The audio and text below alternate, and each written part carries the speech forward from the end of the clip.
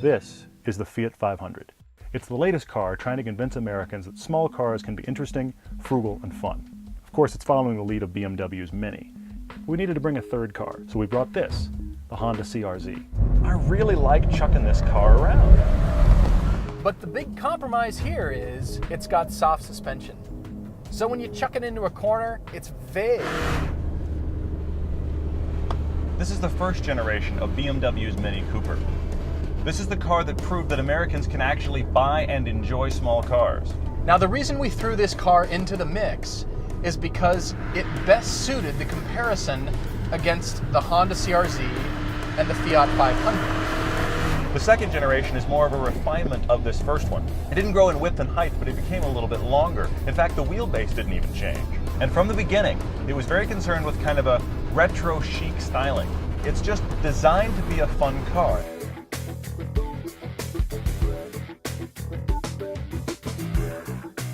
The exterior is so clean on the Mini. There's no styling gimmicks, there's no highlight lines. It's just a solid shape. That's why bright colors look good on it. There's nothing superfluous, and that's why it's gonna keep looking good. This is actually about the same size as the Fiat, but has a kind of longer rectangular shape versus the Fiat's big box. So it seems a lot sleeker than it really is. This is still a really tiny car. It's got completely different proportions than the Fiat or the Honda. The roofline is nearly flat, but there's still quite a bit of room inside. You almost sit lounge chair-like in the Mini Cooper. Your legs are almost straight out in front of you. You're sitting way back from the dash. This is the complete opposite seating position from the Fiat. Now the price you pay for that is there's almost no rear legroom. It's pretty much just for two, maybe three if somebody wants to sit behind the passenger. It's so pleasing to look everywhere. The tach is right in front of you, but this huge speedometer has all your information. I actually think this huge center gauge is just there to scare the passengers. It's really kind of genius because it keeps the theme going. You could blindfold somebody, sit them down in a car, take off the blindfold, and in a split second they would know they're in a Mini. Everything from your windows to your locks and your lights are down here in these little toggle switches that frankly look like they're right out of the NASA Apollo program. And the build quality, after nearly 150,000 miles, this car still feels rock solid. This car is not the S. So that means it's the 4-cylinder with only 115 horsepower. But right away, it has more to offer than the Fiat. The engine's just more willing, and we've even got an automatic. If you're gonna buy a Mini, just get the stick. I mean, you don't need a lot of power to go fast in this car. The engine is a little bit on the thrashy side. It's very willing, but in the upper ranges here, it just doesn't sound the greatest. Now the standard version isn't all that fast. It's got an over 8-second 0 to 60. If you get into the S version, you can run with about any hot hatch out there. But this is still the fastest of this group. And the throttle calibrations are very sharp. You can make Minis embarrass faster, more expensive cars.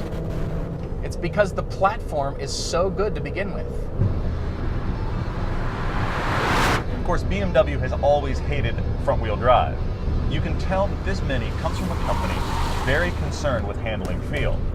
This is actually one of the more precise front-wheel drive cars I've driven. It's very predictable in its handling. It gives you confidence. On some of these corners, you don't even have to brake. You can just lift the car right to the apex.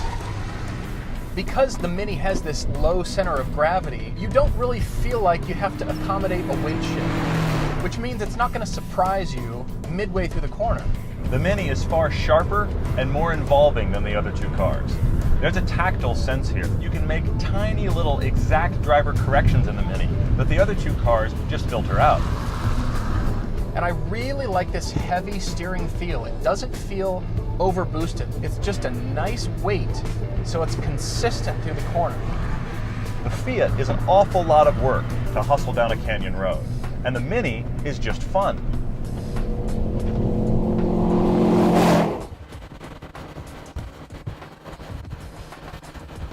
This is the car that really strikes a nice balance for being a true sporty car and yet something economical.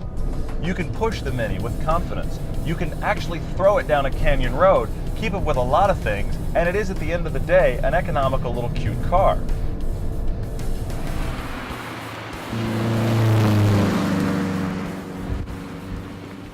All right, I have a request. Okay. No more cars this small. They're chuckable. Yes, thank God they all weigh under 3,000 pounds. We're Yeah. entirely too big for these cars. I had no bias today. Is that because we didn't bring any German brands? Well, this is kind of German light. It's kinda and- like- And did you pick the Mini? Well, yeah. Because it's the German car. Well, it's a great car. It is, actually. I will give you that. And I'm with you on the Mini. I was also surprised by the Honda. Every time I drive that car, I'm surprised. It's fantastic. I want the Fiat to be fun to drive. But you're never going to decide after all your research that this is my car. You buy it because it's cute.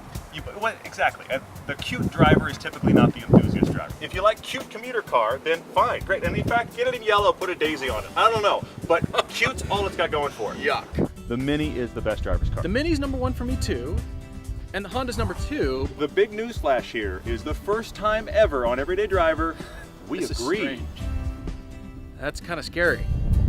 Yeah, we shouldn't hang out so much. This is a strong contender if you need something that's a good mix between commuting, but you still want to take it on a road trip. You need to consider this car. But it's not a gas mileage hero, and it's also not a sports car hero. It's kind of a car without a market segment. And I'm worried about that for the Honda CR-Z. I can't imagine this car is going to be around very long. The Fiat doesn't have any automotive nutritional value. It kind of tastes sweet and it's fun to look at and it's cute. But past that, there's not really any deep substance to this car. The Fiat's very affordable. It's unique. You're not going to see 8 million of them. It is cute. Now, if these are things you want in a car, you're going to be hard-pressed to beat the Fiat. But if you want something great to drive, you just simply can't shop here. It took a good little test drive to remind myself that this car wins. For me, it's the best combination of everything you're looking for in a fun, sporty, economical car. The real success of the Mini Cooper is the fact that it's not just a cute small car. It's actually a great handling car that just so happens to be economical and cute.